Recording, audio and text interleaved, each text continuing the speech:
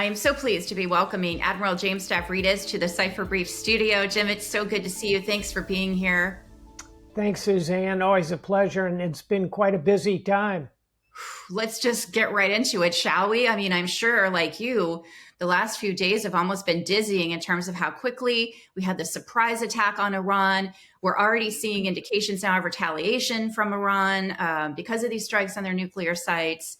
Let me just stop for a moment and get your perspective on the nature of the strikes, what they might accomplish, and what you think the challenges are still going to be here. Yeah, I think let's start with taking it from the Iranian perspective. They have been soundly beaten down by the Israelis, and now with the United States jumping in, it's a deep low point for Iran. So I think the question is, what did they do next? Pretty clearly, the U.S. is content in the absence of Iranian massive response to kind of let this thing settle a bit in order to keep oil prices low, in order to avoid a wider regional war. Israel will probably continue to strike at the ballistic missile system because that's what's hurting them. But I think the real question at the center of this is, what are the Iranian options? I see three options. One is they could create a real happy moment for the world, a deus ex machina, and suddenly say, we've thought about it. We really don't need a nuclear program. Let's go to the table. Let's get rid of these sanctions. Let's rebuild our economy. Chances of that, negative infinity. Just not going to happen. But it is an option. We should mention it.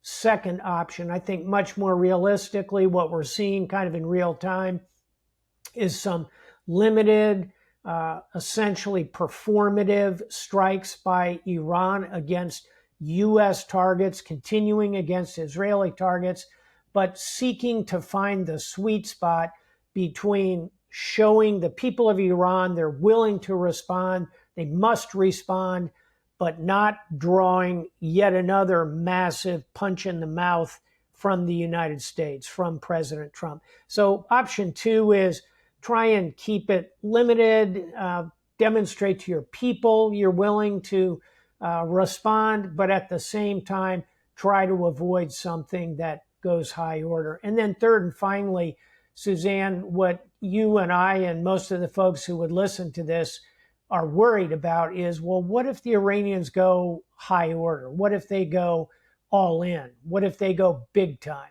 What would that look like? Well, it would probably include closing the Strait of Hormuz.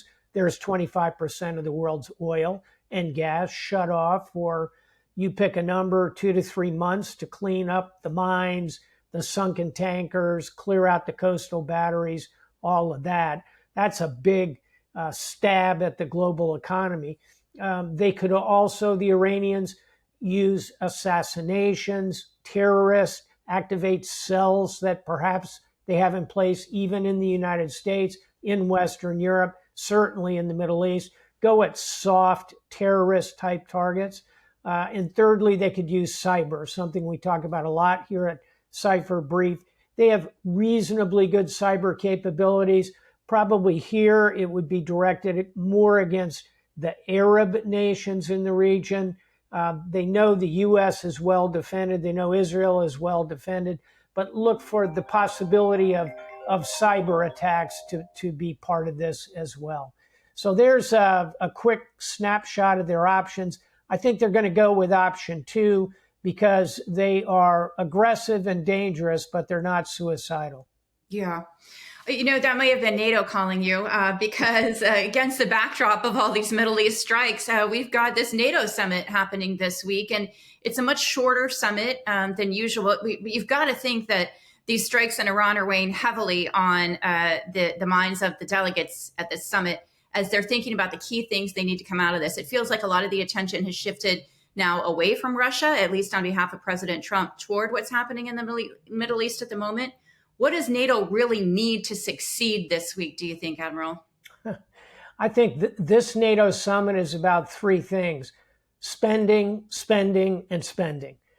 In other words, the point here is this is NATO's chance, NATO other than the United States, to step up and hit the new targets that I think are logical in the face of Vladimir Putin's aggression and have been receiving a great deal of pressure from the United States really for a decade.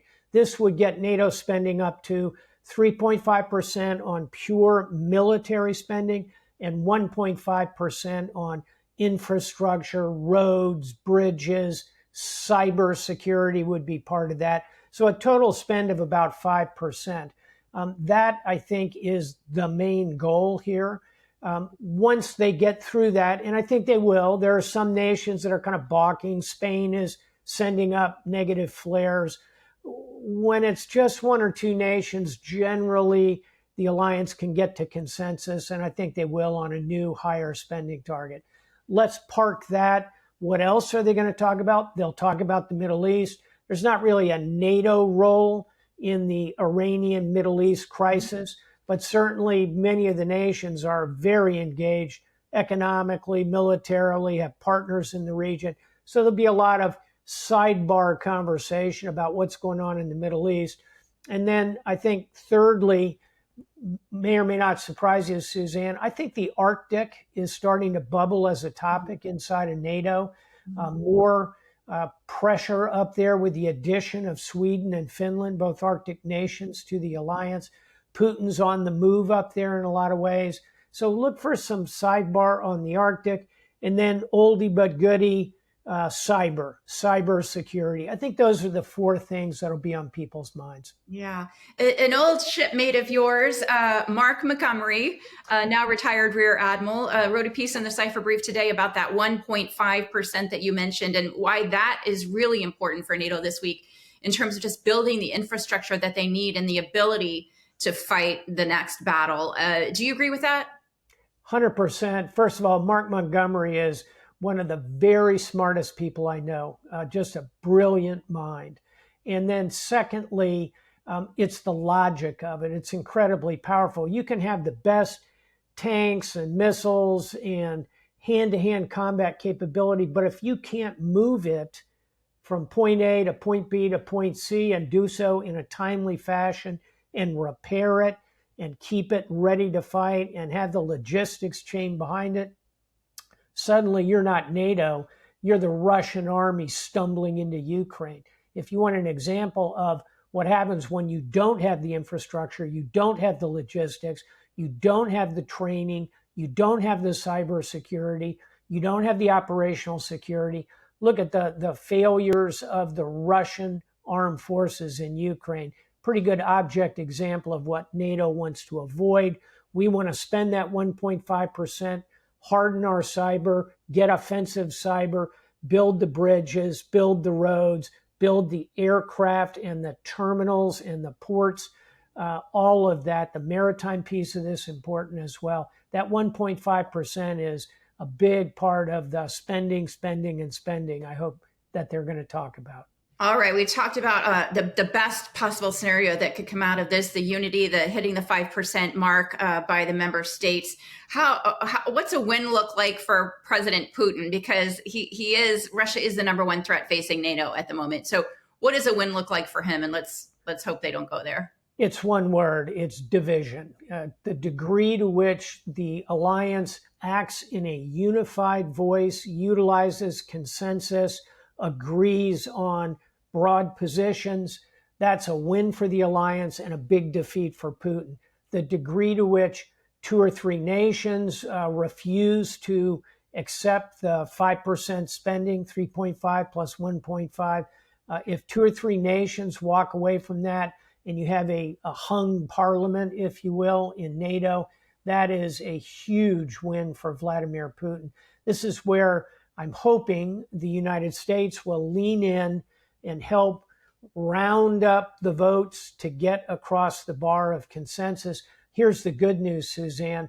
The issue on the table of NATO spending 5% is near and dear to the heart of the President of the United States. So I think the U.S. will push it.